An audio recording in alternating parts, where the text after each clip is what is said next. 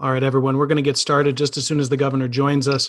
Again, please make sure to select all panelists and attendees when you're using the chat function. Governor Whitmer, welcome to the town hall. We're going to get started here with just a brief introduction from our executive director, Wendy Zadeb, and then we'll turn it over to you. Okay, great. Thank you for the introduction, Bob, and for all your efforts in putting together this town hall. Your work as MASSP's chief advocate is really outstanding. And I'd also like to acknowledge Team MASSP for all the behind the scenes work that went into putting this event together for the membership. Governor Whitmer, you and your staff have been doing a tremendous job of leading during these challenging times. You've provided clear and decisive action from the start of this outbreak, and your efforts are greatly appreciated. Over the course of the last few weeks, one thing that I've personally and professionally noticed is that you have been focused on the human aspects of what's happening, not just the financial and legislative aspects. Your executive orders have been unique in comparison to what is happening in other states. You've quickly addressed things that concern Michigan families and educators, such as graduating seniors, assessment, and evaluation. You listen and you care for the people that you serve, and it truly is noticeable. Thank you for taking the time to speak directly with building principals today. We're happy to have you with us and are interested in what you have to say. So welcome, Governor Whitmer. Thank you. Well, thank you, Wendy. Thank you all for being here and being a part of this conversation. I think that you have incredibly tough jobs, as hard as my job is. I know that the nurses and doctors on the front line are superheroes. I know that our administrators and our teachers and everyone a part of the education ecosystem are superheroes as well. And the people stocking our grocery store shelves, frankly, are too. And so I'm really grateful for your leadership as people are navigating this uncharted territory. They look to you for reassurance. They look to you to know that we're going to get through this. And I just want you to know how much I appreciate your leadership and value it. As we all know, there's no handbook to prepare any of us to navigate this moment.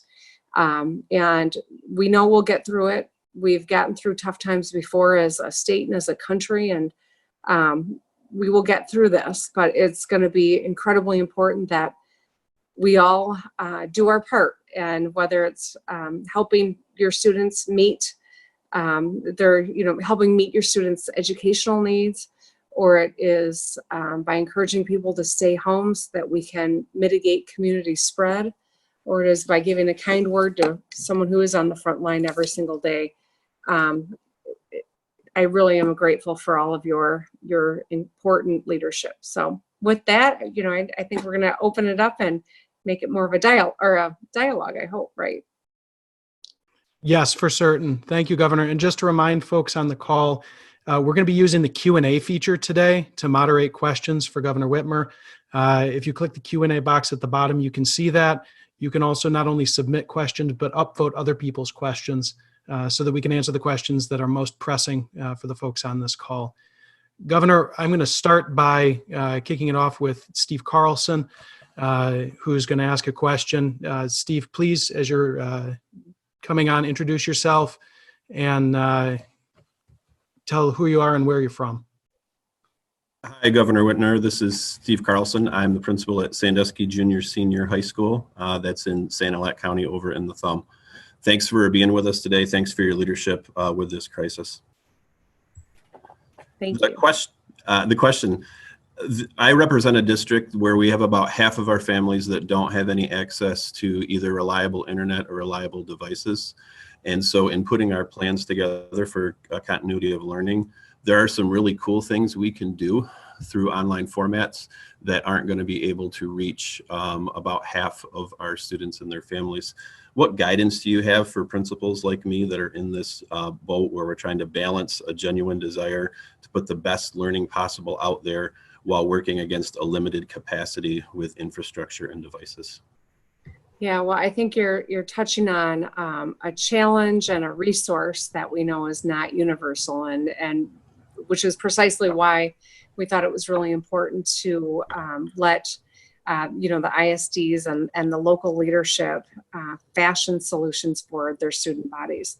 And with over 900 districts in our state, it was very clear that we needed to do everything we could to level barriers that we have in state government via statute, et cetera, but also to ensure that we give you the ability to create a curriculum that is for distance learning that will meet the needs of your student body. We know very clearly that there are districts that don't really have broadband access, and some that do but don't have access to devices. Others that have both, in multitudes. And so we wanted to make sure that you had the flexibility to design a plan that met your students' needs. That being said, there still will be, even within a district, uneven resources and challenges. And so just asking that you work to meet every child's need in the way that they can access it. And I'm joined by Brandy Johnson on the phone, who might pop in on occasion to add something to any of these answers. So Brandy, I just want you to feel comfortable jumping in if you ever feel you can add something. Thanks, Governor. Thank you, Governor. Our next question is from Valerie Bogan. Valerie, I'm going to unmute you here in just a second, and go ahead.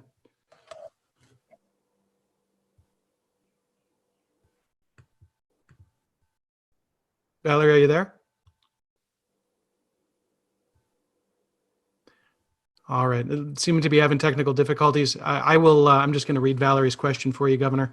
Have you been in contact with college and university presidents about how they're going to be handling the impact of this crisis in terms of admission, scholarships, financial aid, NCAA regulations, and seniors' preparedness for fall courses in light of some of the inevitable loss of learning? Yeah, those are all very important questions. And I think, every leader at every level is navigating, trying to make sure that we're able to think through all the questions that are going to be raised and that we've got good answers and a plan to meet the needs of our students. As a parent with a daughter who's, graduating this year, I'm getting these own questions in my own household too. And I know that Brandy has touched base with a lot of our universities to talk through what that might look like and how we can help articulate what that plan is. Brandy, what can you add?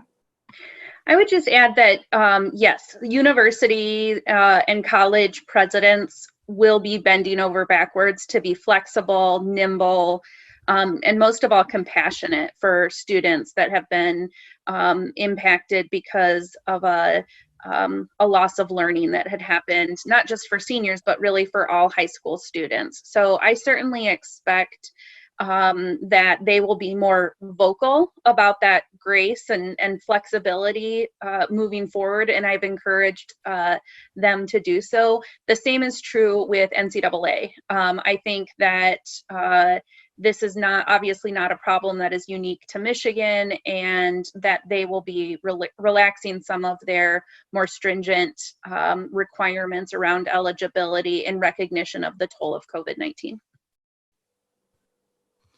Excellent. Thank you for that. Next up, I'm going to call on Andy Kowalczyk, who has some concerns about what you've heard from parents. Andy, go ahead. You're ready.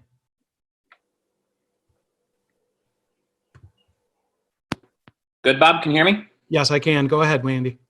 Hi, Governor Whitmer. What concerns have you heard from parents about the end of face-to-face instructions that you think principals should be aware of?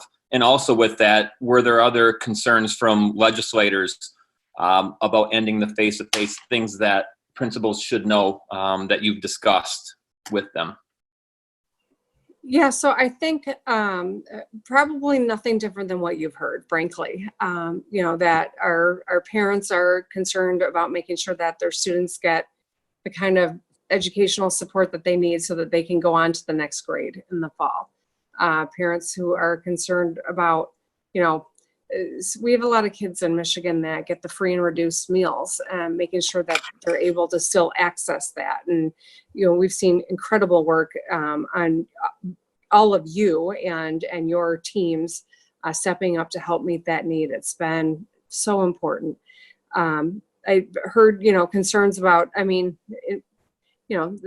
other things that go along with like a senior year, right? The graduation and those types of things. I think that I just did an interview with a junior in high school from Forest Hills Eastern in the Grand Rapids area. And she asked me a lot of these same questions in terms of, what does it mean? How are we going to make sure that we're ready to go on to the next grade?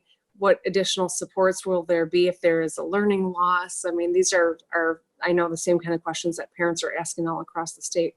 One of the additional questions she asked was what she should tell her friends who are feeling really isolated and depressed and struggling with what we're going through emotionally. And I think that that's a very real concern that we all have as well. My kids are 16 and 18, and they're, this generation, they've got their phones, and they kind of isolate anyway sometimes. But I think that, it's taken a toll on their, their ability to feel connected to their friends. And so I think that that's an aspect that we all have to be very mindful of as well, that we are going to have to meet the needs of our students emotionally, academically, physically, when it comes to the free and reduced lunch on all of these fronts. Governor, our next question is going to come from Jennifer Bustard. Jennifer, you're on. Go ahead with your question.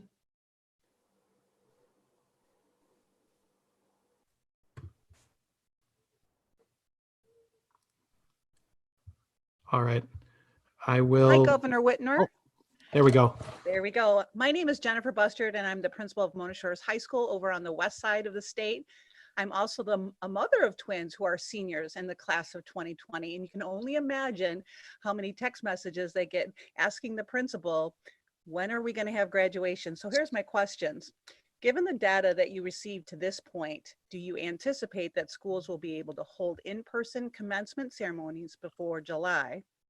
And what ideas have you heard out there that might be things that we can consider as we begin planning and recognizing the class of 2020? I appreciate the question. I think, so tomorrow I'll be announcing an extension of the Stay Home, Stay Safe order. What we know is that we are still on the upswing, and it's, today was another hard day. We lost another 114 Michiganders to COVID-19 in the last 24 hours. We've had almost 1,000 people in our state die from COVID-19. We had another 1,400 people get diagnosed with it. And so we are still in the upward trajectory on the curve. Now, our aggressive stay home, stay safe order, I think we will see the benefit of that in terms of hopefully slowing down of the trajectory. It doesn't mean that it reverses in a day. It takes a few weeks to really see the benefit of it. But I am heartened by what they've seen in New York. They've been at this a bit longer than we have. And they have observed some benefit from these aggressive actions to mitigate community spread. What I know is this, we've got to make decisions based on what's in the best public health of our people. And each of these executive orders weighs heavily on me. When I pull kids out of school, I know all the ramifications. And I know that there are kids home where school is probably the best place for them to be. I know that when I shut down bars, that a lot of people lose their jobs, and there are businesses that may not open again. I know that the stay home order it takes a toll, and people are making big sacrifices across our state. But I also know that if we aren't aggressive right now, this will go on longer. More people will get sick and more people will die as a result of it. And so as we think about re-engaging in communities and in our economy, we've got to be really thoughtful about what that looks like. And so I would anticipate that as we get to a point where we think we've seen an apex and we've flattened the curve, where we can think about what does safe re-engagement look like, we'll be promulgating some best practices. It won't be flipping a switch and just going back to life as normal. We know that countries that have done that have experienced a second wave of COVID-19, and that would be the worst thing we could do, is to expose ourselves to another ramping up of this awful virus. So I can't tell you with certainty that we will have graduations as we have in the past by July. I just can't say that with certainty. I can tell you that if we continue to be aggressive, we continue to ramp up our production of personal protection equipment for our nurses and our doctors, we continue to observe the stay-home order, that we will get through this with fewer lives lost, fewer people getting sick, and a shorter period of time that we've got to observe this strict moment. I would love, though, your creative thoughts about what safely re-entering might look like for you and for the possibility of a graduation. Maybe it's smaller groupings. Maybe it is, I don't know. I would want to hear your creative thoughts about what that could be.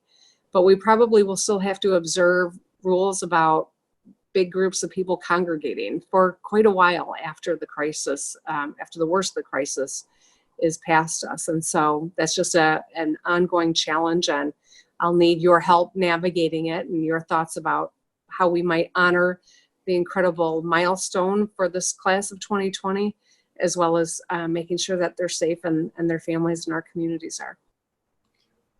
Thank you, Governor. And for everyone on the call, if you guys want to chat your thoughts that you have on alternative commencement ceremonies and recognitions into the chat, we will capture that and share that with the governor's staff and the governor, so that they have some idea of what thoughts you guys have about what's possible or what might work well in your communities for your students. I'm going to jump Todd Simmons up the line a little bit, and while Todd wouldn't say it, he gets to do this because he's MASSP's Principal of the Year for the state of Michigan. All right.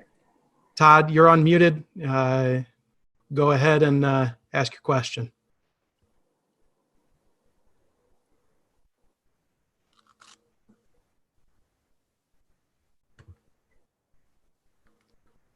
Can you hear me, Mr. K? I can. Go right ahead, Awesome. Mr. Simmons. Thanks a lot for saying that, and I don't mean that sincerely. Hi, Governor Whitmer. This is just Todd Simmons from Pewamo, Westphalia, middle school, high school. We're about 25 minutes northwest from your office there, out in the cornfields and across from a bunch of dairy cows. My question is, as someone who is leading through this crisis right now, what advice might you have for building leaders like myself who are trying to lead their school through the same crisis? Or in other words, what are some lessons that you are learning that you can share with the 500 school leaders on this Zoom? Well, I don't know that I've got a wonderful answer for you, but I will tell you this. I am navigating this with the counsel of phenomenal people. I've got the chief medical executive for the state of Michigan, Jonay Caldoun, who is helping inform all the decisions I've made. I've gone out of my way to connect with epidemiologists and experts from across the country so that we are leading with the best science available and making decisions that really will make a difference in saving lives and how long we are confronting this. I've got a wonderful group of fellow governors that I've been able to call and talk things through. So, and that's on both sides of the aisle, which has really been incredibly helpful to me personally. You know, I have called Mike DeWine, the governor of Ohio, to understand what his thought process was around closing bars and restaurants. When I closed schools, J.B. Pritzker, Democrat from Illinois, called me to understand my thought process, what we were learning, what we were thinking. He followed suit soon after. I did the reverse with him on bars and restaurants. They went first, but I called him and said, help me understand. And then we followed suit. It was, I think, in this process, there aren't many people that can understand all of the different issues that we are trying to understand and analyze and solve. But being able to talk to my fellow governors on, as I said, on both sides of the aisle, I think has been really helpful. And having phenomenal people around me. I do not have all the answers. Frankly, I said this in an interview and my team told me I shouldn't say it again, but I couldn't have defined PPE for you a month and a half ago. And now it is all I think about, and it is all I'm doing, whether it's trying to get more help from the federal government, or it is trying to contract for this with companies from around the world, or it is trying to get Michigan companies up and running so that we can start to produce some of this important gear. So I've learned an incredible amount in the last 6 days in the last 6 weeks in a field in which I'm not an expert, but I was able to navigate it because I went in knowing that I need to learn from the best and the brightest. I have got to talk things through and make sure that we're sharing what we learn with others who are in our same position. And I think that's the best thing that I've done, which has helped me have confidence in what our decisions needed to be and why. And I know that you've got phenomenal people, colleagues of yours that probably are eager to help and have learned from you, and that you can learn from as well. And I think that's maybe one of the best lessons that I've come to really appreciate, how important those relationships are, and the open-mindedness to ask the questions. I know that there are people that have this position who might not want to admit that they've got something to learn in any realm, frankly. But in this moment, I think that it is incredibly important that we are seeking out information, that we are aggressive about it, that we're moving quickly, and that I'm able to talk and learn from other people that are confronting the same thing. It's awesome. Thank you, ma'am. Thank you. Thank you. Thank you, Governor Whitmer. Our next question is from Robert Campbell. Mr. Campbell, go ahead. Yes, can you hear me? Yes, we can. Yes. Hello, Governor Whitmer, and thank you for all you're doing for the state of Michigan to help us get through this crisis. My question is, Dr. Fauci recently stated that he's very hopeful that schools will reopen again in the fall on schedule, but that it will definitely be a new normal. And my question for you is, I know it's hard to say at this point, but how do you think things are looking at this point in Michigan for schools reopening in the fall? And what are your thoughts on what that new normal might look like for all of us? Well, I am grateful that we've got someone like Dr. Fauci at the federal level who is really, I think, speaking, he's incredibly knowledgeable on this subject, and he is, I think, giving people a great sense of the reality that we're confronting, and the fact that that he's making decisions based on the best science available. With regard to opening in the fall, I mean, that is our hope. That is what we're planning for. That is what our goal is. I believe that is completely, in the realm of reality. It depends on how people conduct themselves, though. And I say that not as a judgmental thing. It's just a fact that the more people that are continuing to needlessly be out and about, the longer we'll be confronting COVID-19, frankly. Stay home order is really important. There was one scientist that observed, if we could just freeze everyone where they are for 14 days, just freeze where they are for 14 days, this virus would die out, essentially. But it's the fact of the matter that we can't all just freeze for 14 days. People do need to go to the grocery store or need to go to the pharmacy. Some people are continuing to conduct themselves as though nothing's changed. And it's each of these actions that contribute to how long COVID-19 is our reality and how many people get sick.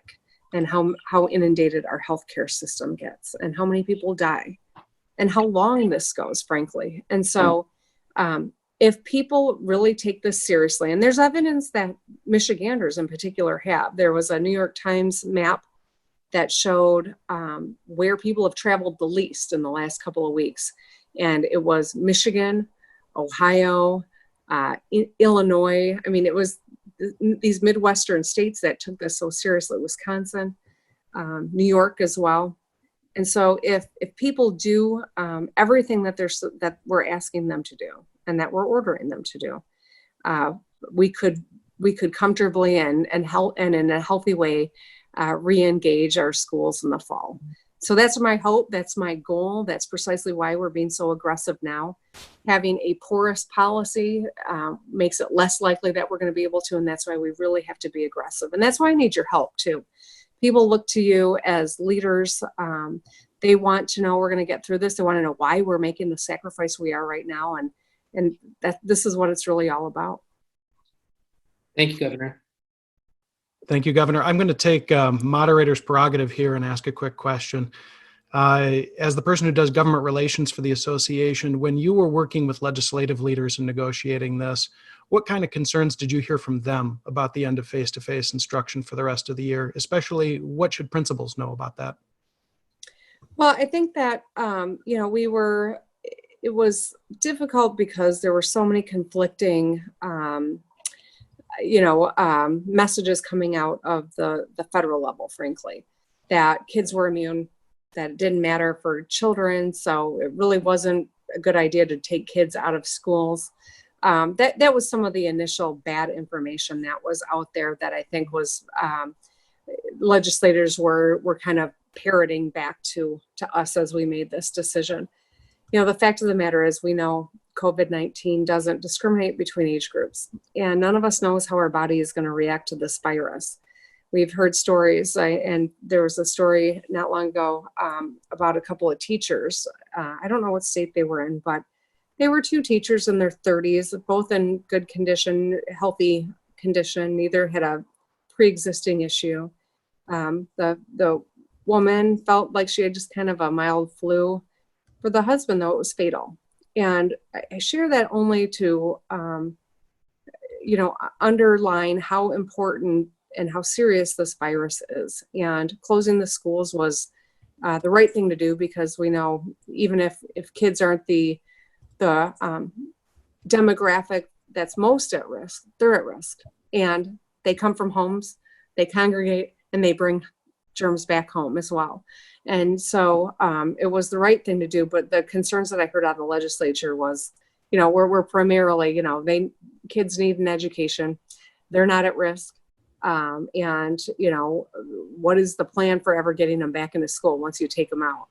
And those were all, I think, legitimate, concerns that they voiced at the time. I will tell you that Brandy and Emily Laidlaw from my team worked incredibly hard with associations like yours, with the legislative leadership on both sides of the aisle, to make sure that everyone understood what we were doing and why.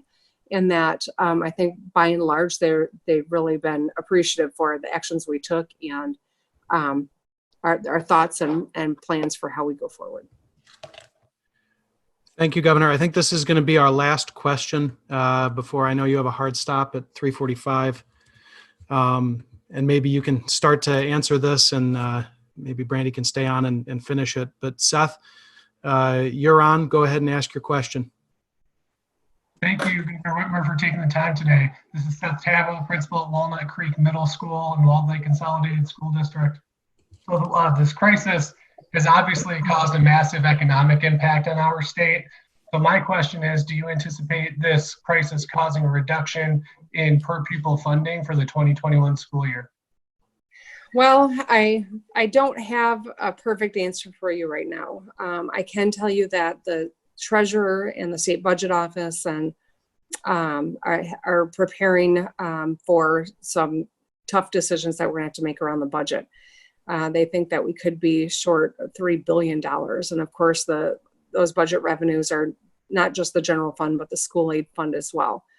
All that being said, we also know that our kids are going to need additional supports as they go into the next school year. And so while my hope was that we would live up to the budget that I introduced and we would get it done before your fiscal year started, I'm increasingly concerned about our ability to make the priority of the funding for education. I know we're not going to probably make the timeline that I had hoped we would, but the funding, I think, is the biggest, most important piece.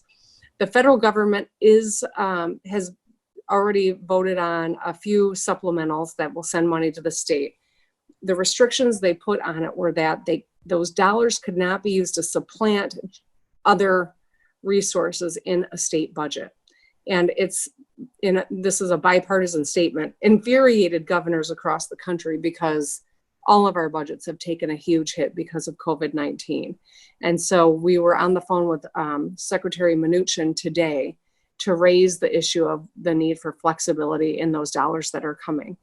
It's my understanding that the next supplemental, the fourth round, is going to be one that is dedicated to helping the states get through, especially the budget issues, and giving us the flexibility we're asking for. So I can't say with certainty what it's going to look like, but I can tell you with certainty that my priority is getting the resources we need into the education budget, not just to live up to what I had hoped we would do, but to go beyond, because I think our students are going to need it. Thank you, Governor Whitmer. And I know you need to get off. You have other things you need to do, but we really appreciate you joining us today and taking the time to answer so many questions from principals. Happy to. Thank you so much for the work that you do. This is a tough time, but we're going to get through it. Just like I told that junior in high school that I talked to earlier, this will be a chapter in our story. It'll be a tough chapter, but we're going to get through it, and we're going to get through it together. So thank you all for your leadership. Thank you. And for those on the call, Brandy Johnson, the governor's education policy advisor, is going to stay with us. I've been intentionally saving a lot of the more meaty policy heavy questions for you, Brandy. You're welcome. So I'm going to, we've had a lot of questions here about grading and offering credit. I'm going to unmute Brian Roberts and let him ask what I think is a pretty representative question of what a lot of what we've been getting in our office. Hi there, thanks for taking my question. Our concern is around grading and offering credit, especially for seniors. As many schools have gone through and decided to go credit, no credit for the second semester, why is there a different requirement especially for the seniors in 12th grade, where they have to be given a grade? So the intent in having a section dedicated to 12th graders within the executive order wasn't necessarily to mean that you have to treat them differently than underclassmen in terms of grades, credits, etc. It was just to highlight the stakes of having seniors to be able to get what they need to graduate, whether that mean grades or credits, diplomas, and transcripts. They need those things to head into whatever is next on their post-secondary path, whereas 9th, 10th, and 11th graders may be able to sort those things out when hopefully we're able to resume face-to-face instruction in the fall. So that was the intent of putting it differently. For our intents and purposes, a pass-fail option is perfectly acceptable for seniors, as long as it gets them what they need to be deemed eligible to graduate, and having been satisfactorily completed the Michigan Merit Curriculum. Brandy, I'm going to piggyback on that question with another one that's related. Have you guys reached out to the NCAA about how they're handling credit, no credit? Because that's another related question that we get a lot. Yeah, we have reached out, but haven't heard back. But we are anticipating that they will be issuing some changes to the way that they normally look at pass-fail grades. And I would imagine that's coming soon. So Thank you. Bob and Brandy, kind of related to that also, a lot of people are asking about trimesters. And as you know, they didn't start the third try. And so, one of the things that I've talked to people about, and I'm wondering if you can echo this or if you think differently. It's really, a lot of these questions are local control questions. If the district deems that in the first 2 semesters of a trimester schedule that the seniors have met the requirements of the Michigan Merit Curriculum, then they could decide that they don't want them to complete the 3rd semester. Or perhaps they could say, here are the key standards of the 3rd semester, and create a culminating assignment around those. I think there's options for addressing that, but it really comes down to a local control decision. Would you agree with that, or do you have a different take? Completely. I would agree with that completely. So the intent of the executive order was to allow for district discretion, is really how we described it, which is just another way of saying local control. We wanted to make sure that you were enabling all students to graduate, but the processes by which you enable is really a local decision. And I'll just give a shout out to Bob, as I was working with the team within the executive office and crafting the executive order. Bob was a really great thought partner in helping us think through that. And it was meant to provide great latitude for districts to do as they see fit. Thank you for that. Nina Davis, you're on. Brandy, this is a pretty representative question of a lot of the questions we've been getting about inequities across the state. Nina, go ahead when you're ready.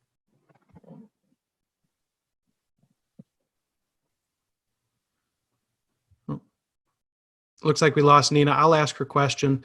And another one from Thomas Reed that's related. We know about the many inequities that exist across our state. Has there been a thought of plan to provide Wi-Fi access more universally across the state to help with this? And is there a plan to provide smaller or rural districts with additional resources to overcome the challenges of this closure? That's a super great question, and one that has been top of mind. I'll be honest about my own strengths, and while I know a lot about technology or about education, I don't know as much about technology. So I have commandeered, so to speak, my colleague Judd Herzer, who is my counterpart that does technology, infrastructure, and transportation issues. He and I actually had a pretty lengthy conversation with Superintendent Rice today about devices, connectivity, digital divide, both in the short term and the long term. So he is sort of leading from our shop the process by which we are going to help to be a resource to districts to address that. He has really great relationships with the telecom communities. Just like I talk with, people like Bob on a pretty daily basis, he works with the telecoms on a pretty daily basis. And so he's reached out to them. In addition, we have been working with DTMB around some pretty massive procurement plans around procuring actual technology that either could be gifted to districts or at the very least allow for districts to buy into at the state rate, which is significantly negotiated cost savings. We are working on additional hotspots. And then the last thing I'll say is that in addition to Judd within our office being a great resource, the Lieutenant Governor, Garland Gilchrist himself, is also, something that he is very, very passionate about. He comes from the tech world, and he has been calling on tech providers to make some pretty significant donations. So we're kind of working on aggregating all of those and figuring out processes moving forward. But it is every intent for the governor's office to be a strong partner in helping districts access what they need. And we want to make sure that, that can be in some ways reflected in the continuity of learning plans to say very clearly, here's what we're going to do now. But if you're able to, in the continuity of learning plan, say, if we had X, Y, and Z in terms of devices and technology, we think we could even be that much better. That will be really helpful in working through the ISDs to help matchmake, so to speak, matching the needs of the unique needs of districts with available resources.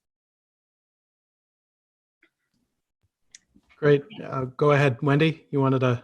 Yeah, so we, Brandy, have a number of questions in the queue with people that are concerned about teacher shortage, which you already know was a problem going into this situation. So one of the things that MDE did do was they issued memos, really trying to help people that are current candidates in student teaching to be able to finish. So I think that is one thing that has been addressed. But it has been, an issue that the certification test, the MTTC, had been canceled. And, as you know, like the College Board was able to adjust and do online AP testing. Has there been any discussion? And I know this, this is all early informative, but has there been any discussion about finding a way to be able to do the certification test in an alternative format? Because obviously we don't want to slow down anybody who can become a teacher.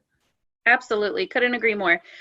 So in the very short term, what we did is within the executive order is temporarily waive the examination requirement because it had been canceled in order for those initial teacher certifications to happen. They'll have like a 1-year timestamp on it. So it's like a temporary license, so that with the idea of when the emergency is lifted and when things like stay home, stay safe restrictions are lifted or relaxed, that those testing centers will be able to be open eventually, but we don't want that to stop a teacher right now from getting that certification. So at least we have that short-term backstop in a world in which those testing centers can't figure out how to, administer the test in a secure way that is online. And so in addition, there's some language in the executive order related to providing the superintendent some additional flexibility in waiving rules that would otherwise restrict him or the department from being able to implement this executive order. And so I think that within the executive order, we'll be able to provide flexibility to get to, more in a more nimble way, solve problems that emerge as we continue learning every day, some of those big problems. And then the last thing I'll say about that, as it relates to continuing education credits as well, there is some, I talked to Vanessa Kiesler and Leah Breen today, and they indicated that another memo addressing that issue specifically is coming out relatively shortly. That will be helpful. Great. How about a different topic? Another question, and I saw quite a few of these in the chat.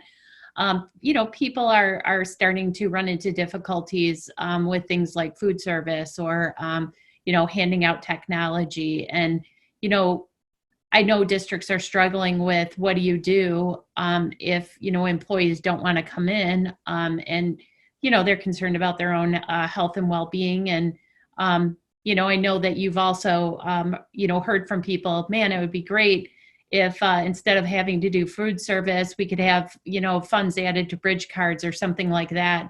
And I understand personally that there's a difference between, federal funds and what you can do with that versus state and local decisions. So has there been any discussion about how to address that concern?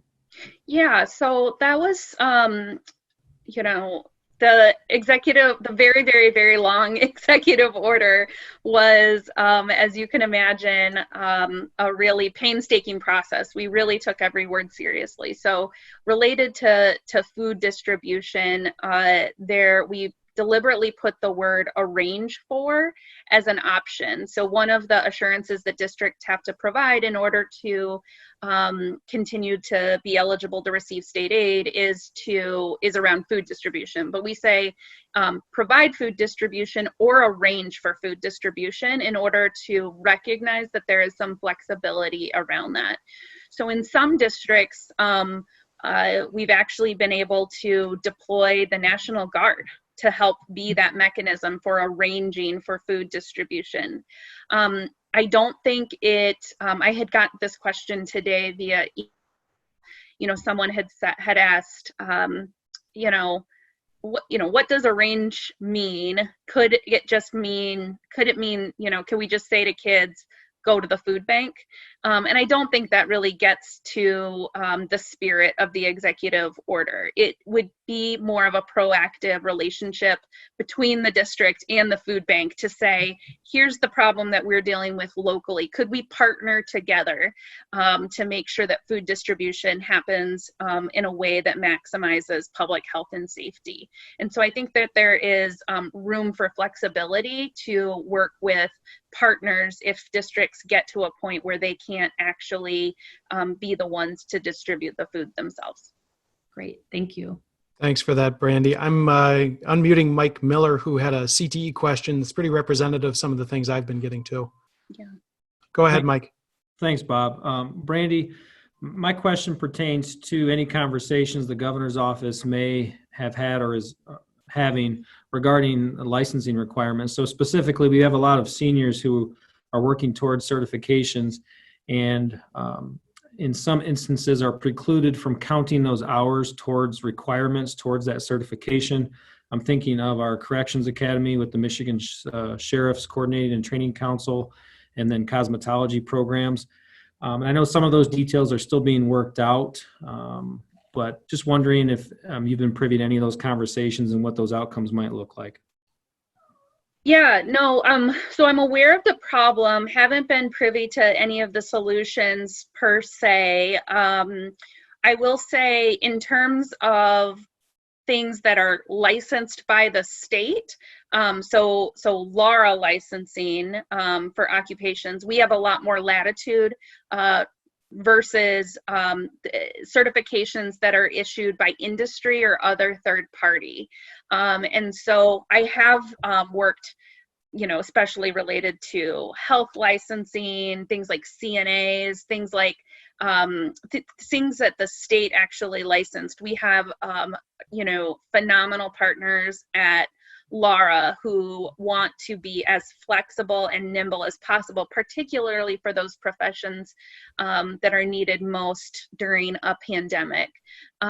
For others, we just don't have that same control. That being said, I think a good role for the of course, obviously partner with the Office of CTE at MDE to help get answers, and certainly the U.S. Department of Education's Office of CTE as well. But I think a role that the governor's office could play is, helping with some pressure on the third-party certifications or industry-based certifications.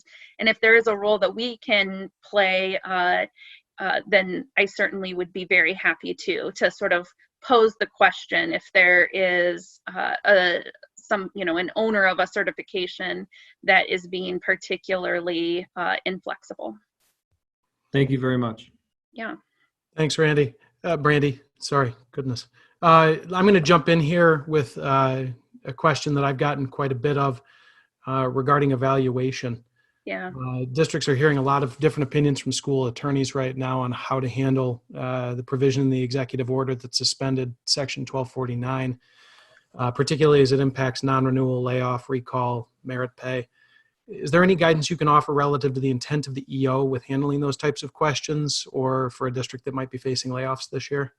Yeah, so I do think some additional clarification is going to be needed, and we're working on that right now. So I'm not positive yet if that will take the form of an FAQ, which actually should be coming in the next, hopefully within hours, but at the latest tomorrow morning, sort of a more comprehensive FAQ around Executive Order 2020-35, or if that is something that we are going to ask MDE to issue.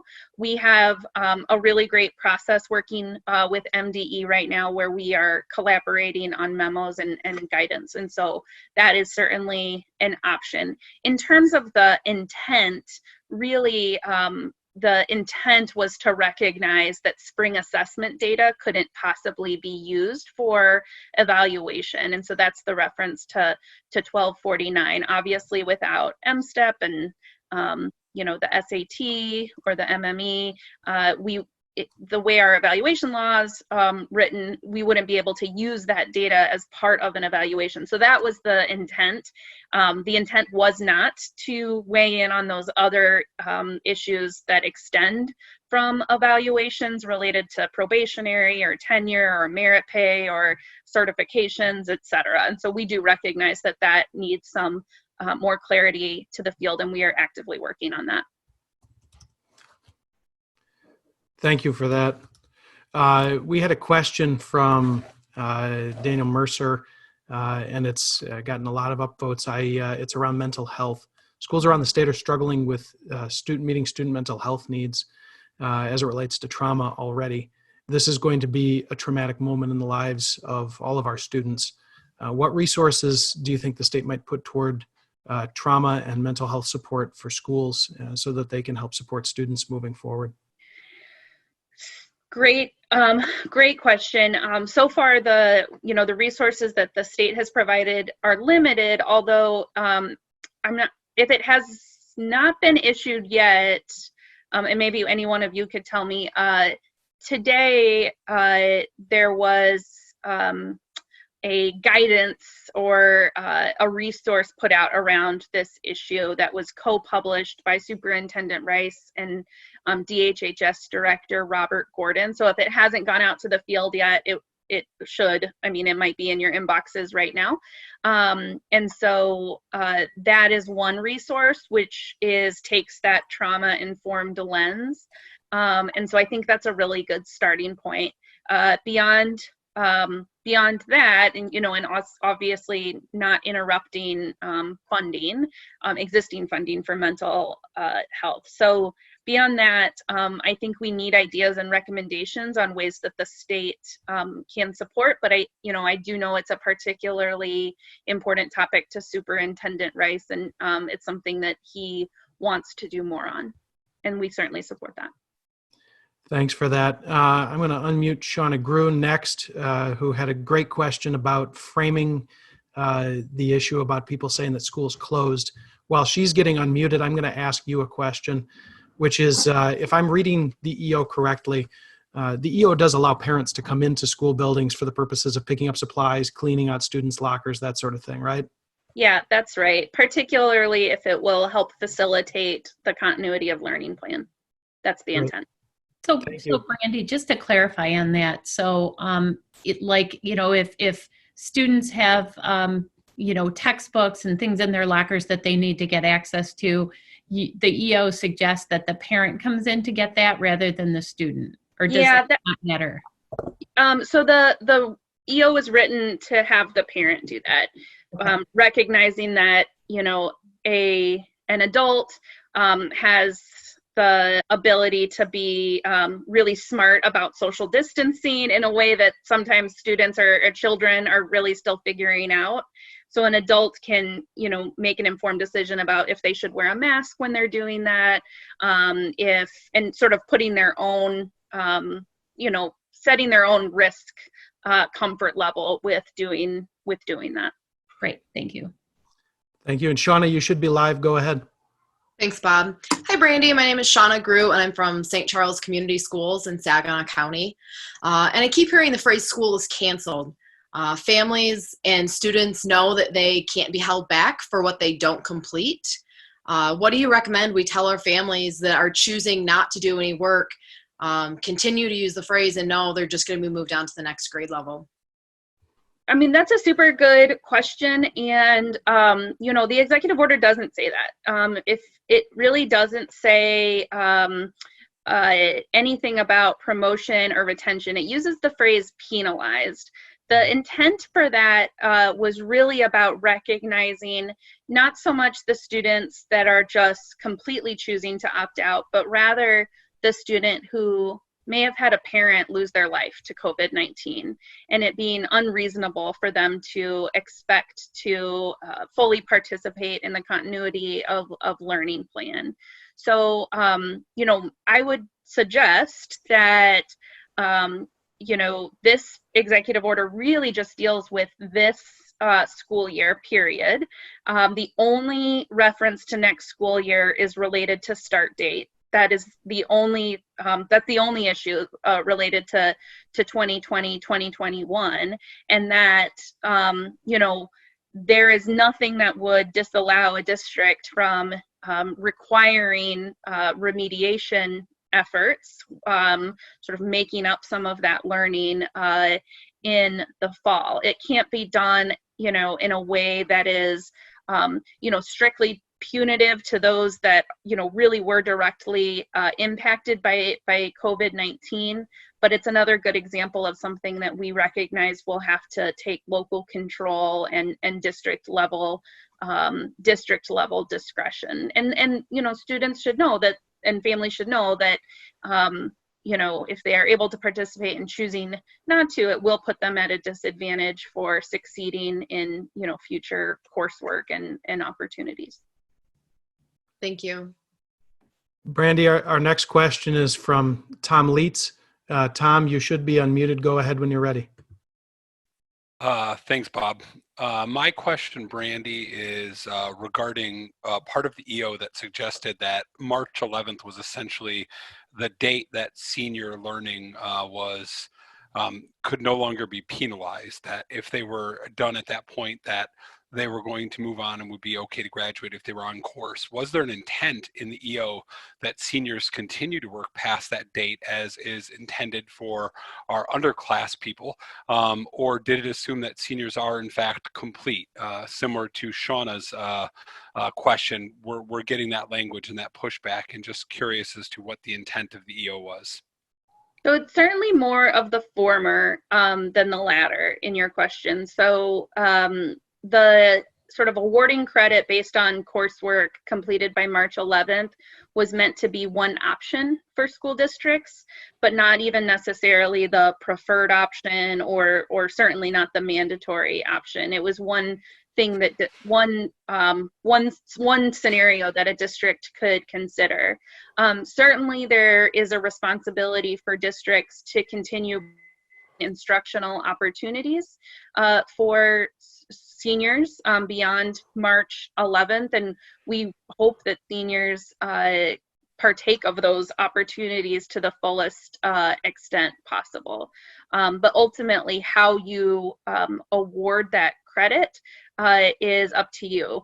You'll notice that, you know, another option is to convert what had been, you know, future assignments or exams or what have you to complete the course, to change to a project-based learning model. That is another option. To do some sort of culminating activity that is interdisciplinary in nature, that is another, that's another option. It's really again, goes back to district discretion on how districts want to handle that. Thank you.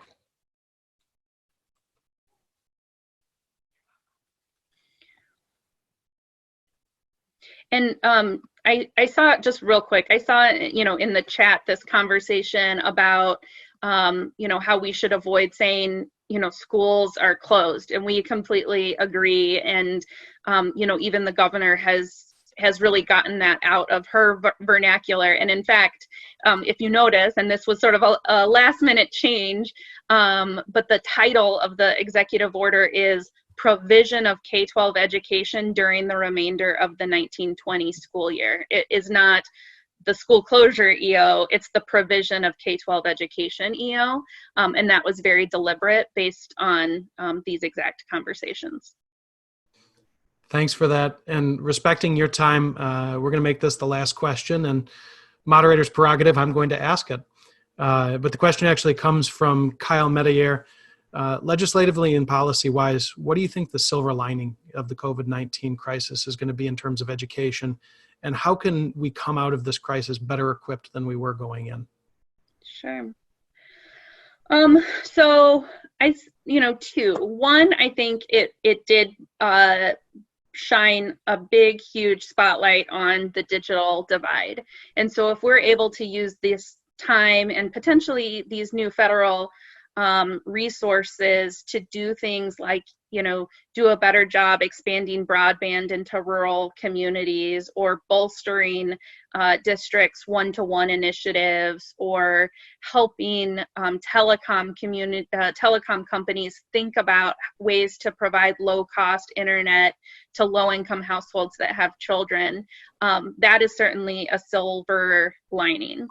Another silver lining is, and the governor alluded to this, is that we were obviously not prepared for what to do in a pandemic. We didn't have that playbook. We will have, the precedents legally, politically, in terms of like regulatory frameworks. This precedence will help inform future crises, which are likely bound to happen. And so having that precedent set, I think, is really instructive and informative.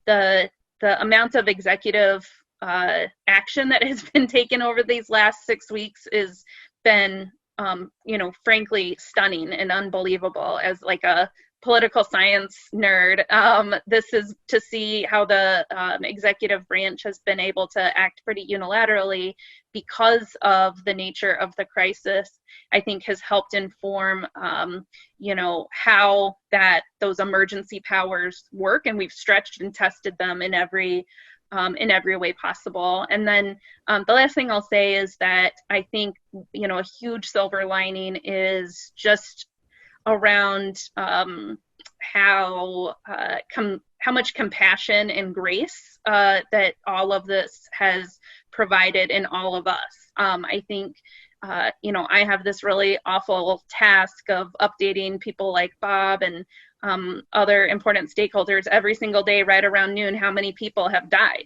And it's like very sobering, and it's very, Worst part of my day.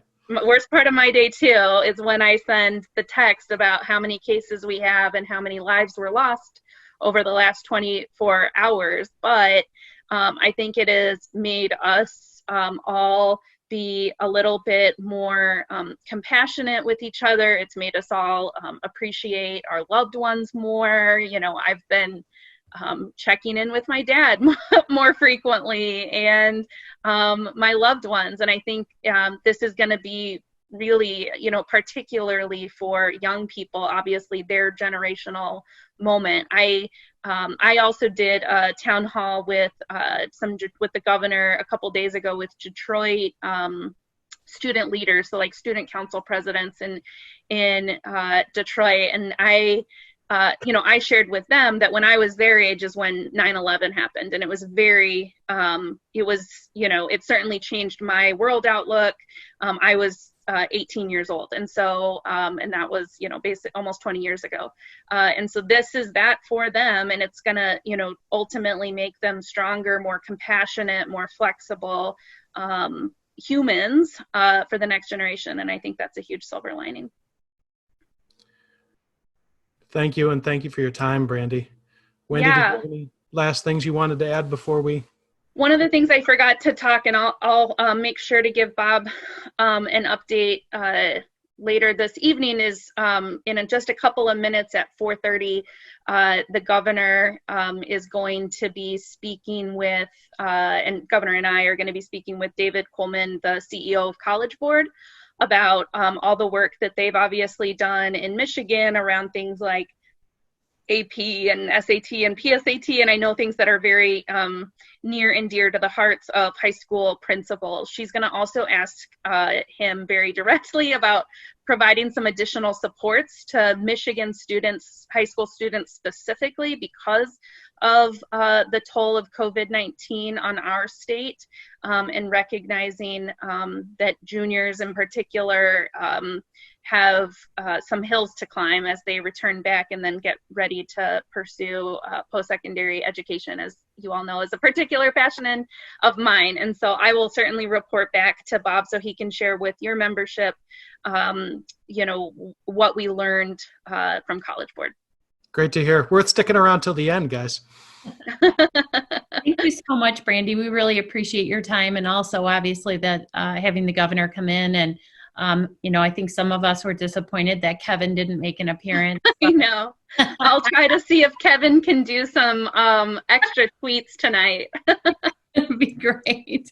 Thank you so much. We really appreciate it. Thanks, Bob and Team MASSP, for all the behind-the-scenes work. We appreciate it.